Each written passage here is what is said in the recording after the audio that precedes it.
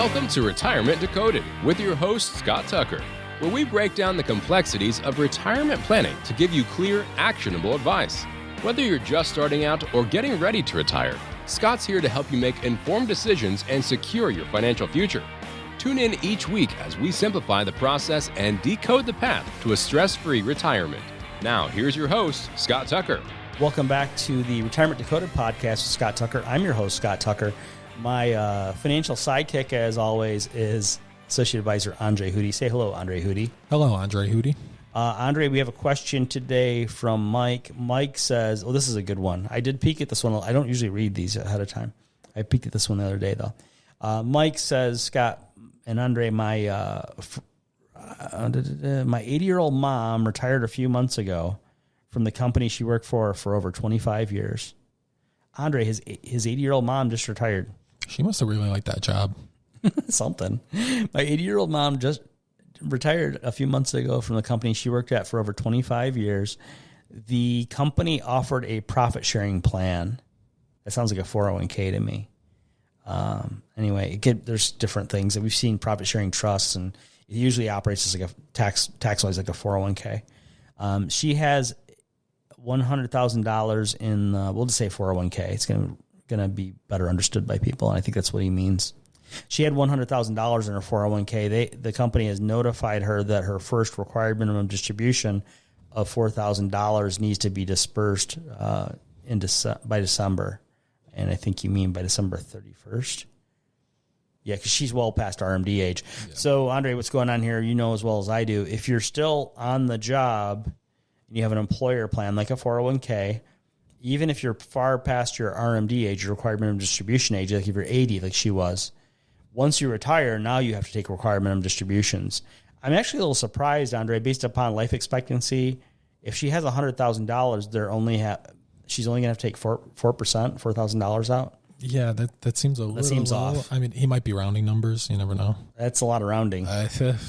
Mike, that might not be right. Just so you know, we'd be happy to crunch the numbers for her. Just go to tuckerretirement.com, and we'll talk to you this week for free, no obligation. So Scott and Andre, my 80-year-old mom retired a few months ago from the company she worked for over 25 years. The company offered a 401k, and she has $100,000 in the plan. The company has notified my mom that her first required minimum distribution of $4,000 needs to be dispersed by December. And I think you mean December 31st. Secondly, she also worked part-time at a company I won't name, a big home improvement company, like a home improvement store. When you're going to work on your house, you go to this store. There's 3 different ones I can think of, so there you go. Secondly, she also worked part-time at a home improvement store and has $100,000 in their 401k. And does that mean she just retired from there too? She's part-time at the home improvement store? Sounds like it. Sounds like it. She has $100,000 in their 401k. What best advice should I share with her regarding these two accounts? Well, probably you shouldn't. You should probably not be giving unlicensed advice. Let me know if I need to provide additional information for clarity. Yeah, I think so. Get on our phone calendar at tuckerretirement.com. We'll go through it with you, Mike. I think there's a few things going on here. One thing is Mike's mom worked till 80, then she retired, then she realized, and also, so she had the money she has in the company she worked at full time. Yeah, she had 2 jobs. Jeez, 80-year-old 2 jobs. Working like 60 hours a week. Yeah, that's a lot. Holy cow. So she worked full time and she had $100,000 in a 401k. And of course it was a traditional 401k because now they're saying now that you're retired, you have to take required minimum distributions off that employer plan. Secondly, she had a part-time job, hard worker mom, at the home improvement store, and she had $100,000 in their, I think, traditional 401k again. It doesn't say that. It doesn't say anything about RMDs in that one. But if it's traditional, there'll be RMDs on that one too because she's 80 and she's stopped working at the company. What best advice could I share with her regarding these 2 accounts?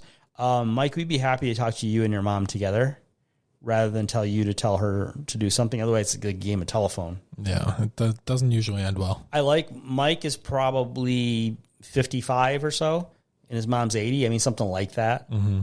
And so I commend, Mike, you on taking care of your mom or helping your mom with this stuff. but it sounds like I don't know why she stopped working or what happened. It sounds like she still might have her marbles, right? And but at some point we'll all lose our marbles, so it's not a bad idea to involve an adult child. So thanks for helping her with that.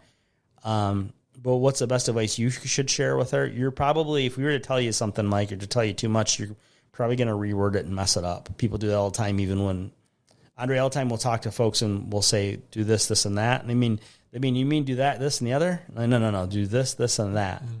Because this stuff's complicated and it's technical. One thing I'm concerned with a little bit, Mike, maybe I'm not super concerned with it. Sounds like your mom has saved about $200,000 between 2 traditional 401ks. She's kind of kicked the can on tax planning. She's kicked the can on in-service rollovers. Mike, your mom has been able to do rollovers out of these 401ks to IRAs since she was 59 and a half, 20 years ago. And she's also not faulting her, she's not done Roth conversions that have been available to her since 2010. Since 2010, they changed the law for Roth conversions. You can do them in any amount at any age and at any income level. I think what we probably don't want to do, Mike, is let this just set it and forget it, because taking the RMDs is one thing; those would be federally taxable. But if we don't do any tax planning on this money, this $200,000 is going to keep growing larger, and they're going to make her take out bigger and bigger percentages as she grows older. And also, federal income taxes are going higher in 2026 and again in 2028. So we possibly could do a lot better by doing some tax planning now instead of kicking the can. Let me know if I need to provide additional information for clarity. Yeah, probably. Mike, why don't you get on our phone calendar at tuckerretirement.com. Andre, we see this a lot where people try to help others, but they don't know. He's smart, right? But they don't know how. That's why he's asking. He doesn't know how to help his mom. Yeah, and I mean it's a great thing he's trying, but yeah, I mean this is one of those situations, Mike, where if you don't know, like you called it, Scott, playing a game of telephone isn't the best idea, because there is no do-overs in this stuff, right? So you don't get to file something, file a Roth conversion, and then the next day you ask for can I undo that? That's you have to be aware of the rules, the consequences for anything you do when it comes to financial planning, because there is no those do-overs. So get a professional, get on our calendar. We can talk to you for free, and if you don't want to talk to us, talk to somebody. Yeah, it's just somebody. But not your brother Bob, and not your cousin Louie. Yeah, right? And Google isn't always accurate either. Oh my goodness! we get. There's a lot of hype about like ChatGPT. Yeah. I asked, as just an exercise to see how accurate it is, I asked ChatGPT for the current federal estate tax exclusions, the dollar amounts. It got them all wrong. Oh, of course. Yeah, and then so it told me what they were a couple years ago, and I said, no, that's incorrect. And it said, oh, you're right. Here are the correct numbers. Well, if you already knew it was incorrect, why'd you tell me in the first place? Right. And it's like, but you only caught that because you knew. Because I knew. Yeah. And there are a bunch of oddball numbers, decimals, and they're inflation adjusted and all this stuff. But it was giving me information from like 18 months ago or something like that when I did it. And I as soon as I told it that it was wrong, it like went and rejiggered itself, and it goes, oh, you're correct. Here are the correct numbers. And I go, yeah, those are the correct numbers. Yeah. They should tell it, yes, thank you. Those are the correct numbers. Okay, great. Thanks. I'm so glad I could help. Yeah. But it's like, if you don't know, you blindly follow that. You would just follow whatever it told you. Yeah. And then when it comes down around to tax, let's say you ask for tax advice, trust me, the IRS isn't going to believe that you asked ChatGPT for advice and it was wrong. It's not going to fly if you do. It's not going to be terribly, it's not really going to get you out of the hot water, is it? Right. They're going to say, well, why didn't you talk to a tax professional? That's why. Because I had ChatGPT. It was free. I had a free account. Right. And that's all it takes. I already had the internet. All the information. There's we're in Chicago. We help folks. We have clients all over the country. We're federally licensed, so we can help you wherever. If you're an American somewhere in America, we can help you.